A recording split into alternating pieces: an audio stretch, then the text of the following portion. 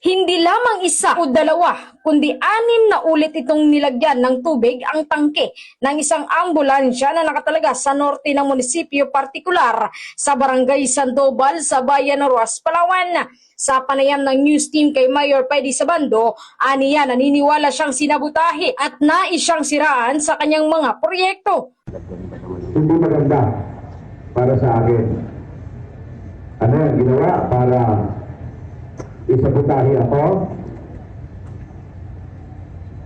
Para sasabihin, wala pa isang taon ng unit natin, nasira na? Iba yung gustong ipalabas? Nung una umano ay nilihim pa ito ng mga empleyado na nakasign sa nasabing lugar at hindi ipinaalam sa kanya ang mga nakuhang tubig sa tangke matapos na masiraan ang ambulansya habang bumabiyahe papunta sa rerespondihan. Nasira itong ambulance natin sa barangay Sandoval, no? Dahil nalagyan nga ng tubig yung tangke ng fuel. So, hindi na siya nagamit, no?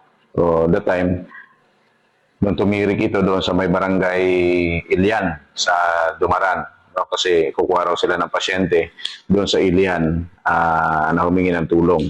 So, alam natin ang Ilian ay hindi sakop ng Rojas, pero dahil tayo yung malapit sa lugar na yan, kinikater natin. Ilang beses na tayo nakakuha ng pasyente dyan sa Ilian na tinulungan natin para madala natin sa ospital.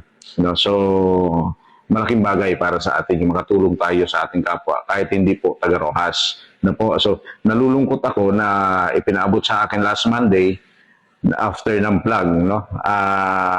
Na gano'n nga yung nangyari sa isang ambulansya po natin na nalagyan ng tubig o nilagyan ng tubig. At napag-alaman ko doon sa investigation ko ay 6 na beses na nakuha na ng tubig itong unit. So, ibig sabihin, sabi kong gano'n, kung 6 na beses yan, hindi na yan,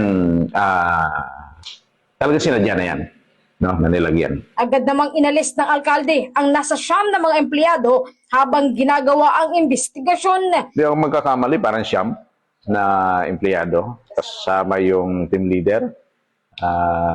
Kasi kailangan din nating alisin yung team leader, gawa ng command responsibility niya yan. Bakit hindi nila iningatan yung unit na nasa kanila? Hindi nila binantayan yung unit na nasa kanila, no? So, sa kamay nila nasira yan, kailangan sila na managot. Hindi naman po pwedeng yung MDRRMO doon sa barangay Magara yung managot, no? So, yun po. So, sir, sinasabi po na kanila beses na po nangyari itong meron po nakitang tubig sa tangke. Noong unang beses po o pangalawang beses, ano po yung ginawa natin itong unang action po doon? Actually, nung unang beses, nalaman ko June 25, no? June 25 siya. Kaso lang, hindi pinaabot sa akin, no? Na merong ganong pangyayari nung June 25. Hindi nakarating sa akin na nalagyan na ng tubig yung unit, no? So, sila na lang yung parang tawag nila, drain nila, no? So, sa akin, dapat pinaalam nila sa akin, lalo na ng team leader. So, ibig sabihin niyo, sir, tinago pa po sa inyo? No, tinago pa sa akin. No? So, sir, ano po nakikita niyo kung dahilan kung bakit po nila ito nagawa? Lalo na po, sir, ito po yung ambulance, nagdadala po ito ng pasyente. Paano kung matirikat po sa oras ng biyahe na meron pong pasyente yung dala-dala, sir? Correct. Yan yung isa sa problema kung halimbawa nakuha na nila yung pasyente doon sa Ilian, nakuha na nila at nakasakay na yung pasyente pagkatapos tumirik, no? Mabuti yan, papunta pa lang sila doon sa Ilian. Ay paano kung sakay-sakay na nila yung pasyente? Ay kung 50-50 na yung pasyente, edi baka lalong namatay yung pasyente dahil sa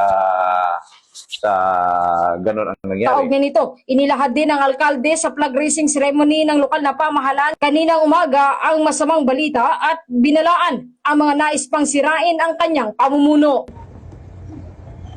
Ngayon ginawa natin ang paraan, kasama ang Sambilang Bayan, kasama ang Vice Mayor, kasama ang Department Heads, ginawa natin ang paraan.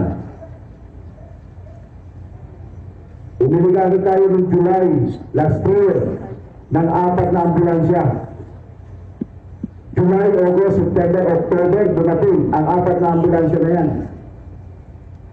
Yung isa, inasay natin ang Barangay Magara para mas malapit po yung pag-responde. Yung dalawa nandito po sa central office natin. At yung isa yung naandoon po sa North, sa Barangay Sandoval. Yun ang nasira, yung bago. Dahil nilagyan po ng tubig ang tangke ng ating pong ambulansya. Ngayon, kung meron emergency sa Barangay Sandoval, anong sasakyan nila? Naisip po ba natin yan? Yeah? Ayusin natin yung trabaho natin.